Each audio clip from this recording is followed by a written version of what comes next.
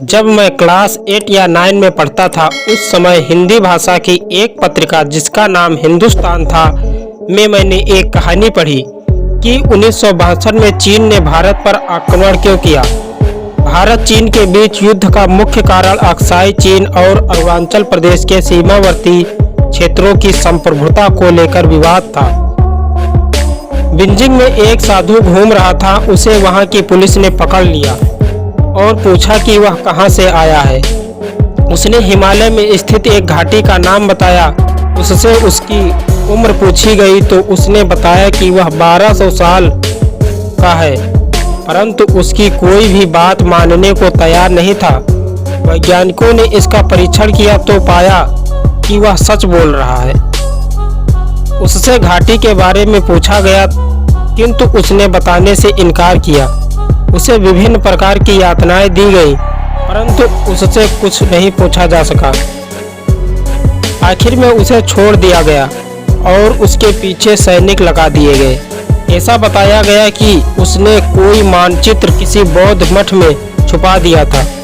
इसीलिए 1950 में चीन ने ऐतिहासिक अधिकारों का हवाला देते हुए तिब्बत पर कब्जा कर लिया।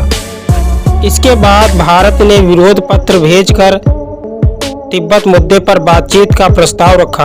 हालांकि 1954 में भारत ने चीन के साथ पंचशील समझौते पर हस्ताक्षर किए, जिसमें भारत ने तिब्बत को चीन के हिस्से के रूप में मान्यता दे दी। यह वह समय था जब भारत के पूर्व प्रधानमंत्री जवाहरलाल नेहरू ने हिंदी चीनी भाई भाई का नारा दिया था, परंतु वह साधु अपने घोड़े से गिरकर मृत्यु को प्राप्त हो गया। उस साधु ने बताया था कि जो भी व्यक्ति घाटी में रहते हैं वह मरते नहीं हैं। इसीलिए 1962 से चीन के नेता अमरता प्राप्त करने के लिए उस घाटी को ढूंढ रहे हैं। जिस दिन वह घाटी मिली, उस दिन चीन के नेता बीजिंग की जगह उस घाटी को अपनी राजधानी बना लेंगे। यही कहानी मैंने उस पत्रिका में पढ़ी थी, इसीलिए चीन के नेता इतनी बेचैन रहते हैं। संग्रीला घाटी के बारे में हम बात करते हैं तो हमारे मन में ये सवाल होना लाजमी है कि आखिर धरती पर दूसरे आयाम जैसा कुछ कैसे है जो सामान्य दृष्टि से ओझल है। संग्रीला घाटी का रहस्य हमारी धरती पर ही स्थित है। भारत और तिब्बत के मध्य एक गुप्त स्थान है जहां पर आज भी दिव्य जड़ी बूटियां विद्यमान है। प्राचीन काल में जब लक्ष्मण मूर्छित हो गए थे, तब श्री हनुमान जी द्वारा संजीवनी बूटी लाई गई थी। वो भी संग्रीला घाटी का ही एक भाग था। इस हिसाब से अनुमान लगा सकते हैं कि ये हिमालय का ही एक भाग है जो वर्तमान में तिब्बत और भारत की सीमा पर स्थित है। सबसे बड़ी बात, चीन भी शायद इस बात से अनभिज्ञ नहीं है, इसीलिए वो इस पर कब्जा जमाने के लिए आजकल भारत पर दबाव बना रहा है। संग्रीला घाटी का सीक्रेट आज भी एक अजूबा है। संग्रीला घाटी के बारे में हम सबने कहीं ना कहीं सुना ही होगा। कुछ लोगों के अनुसार यही सिद्धाश्रम है, तो कुछ लोग मानते हैं कि धरती और दूसरे आयाम की एक कड़ी संग्रीला घाटी हमने कई बार सुना है, जो आम जन से बिल्कुल परे है और सामान्य इंसान वहां तक पहुंच नहीं सकता। सिर्फ 3 तत्वों से युक्त शरीर कोई योगी और सिद्ध ही वहां तक पहुंच सकता है। संग्रीला घाटी का सीक्रेट आम जन से बिल्कुल छुपा हुआ है। जिस प्रकार वायुमंडल में बहुत से स्थान हैं जहां वायु शून्य रहती है, उसी प्रकार इस धरती पर अनेक ऐसे स्थान हैं जो भू शून्यता के प्रभाव क्षेत्र में आते हैं।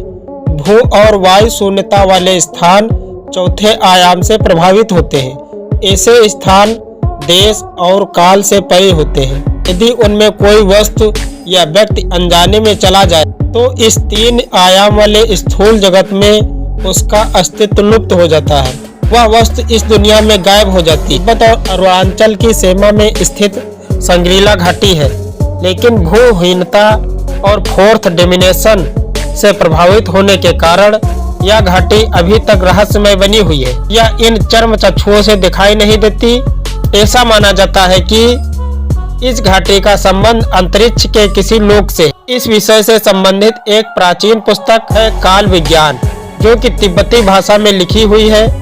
यह पुस्तक तवांग मठ के पुस्तकालय में विद्यमान है। काल विज्ञान के अनुसार इस 3 आयाम वाली दुनिया की हर चीज देश, काल और निमित्त से बंधी हुई है, लेकिन संग्रीला घाटी में काल शून्य है। वहाँ प्राण, मन और विचार की शक्ति एक विशेष सीमा तक बढ़ जाती है। शारीरिक क्षमता और मानसिक चेतना बहुत बढ़ जाती है। जो लोग इस घाटी से परिचित हैं उनका कहना है कि प्रसिद्ध योगी श्यामाचरण लाहिड़ी के गुरु अवतारी बाबा, जिन्होंने आदि शंकराचार्य को भी दीक्षा दी थी, संग्रीला घाटी के किसी सिद्ध आश्रम में अभी भी निवास कर रहे हैं। संग्रीला घाटी में 3 मठों का अस्तित्व है।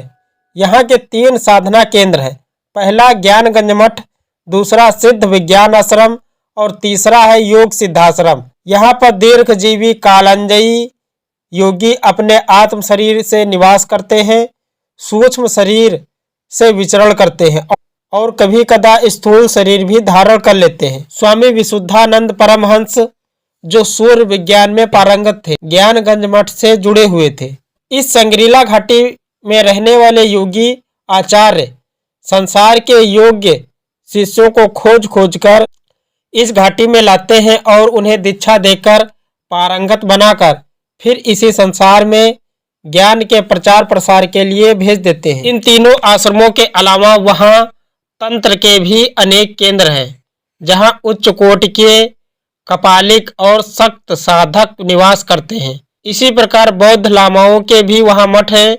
उनमें रहने वाले साधक स्थूल जगत के निवासियों से अपने को गुप्त रखते हैं। उनमें रहने वाले साधक स्थूल जगत के निवासियों से अपने को गुप्त रखते हैं।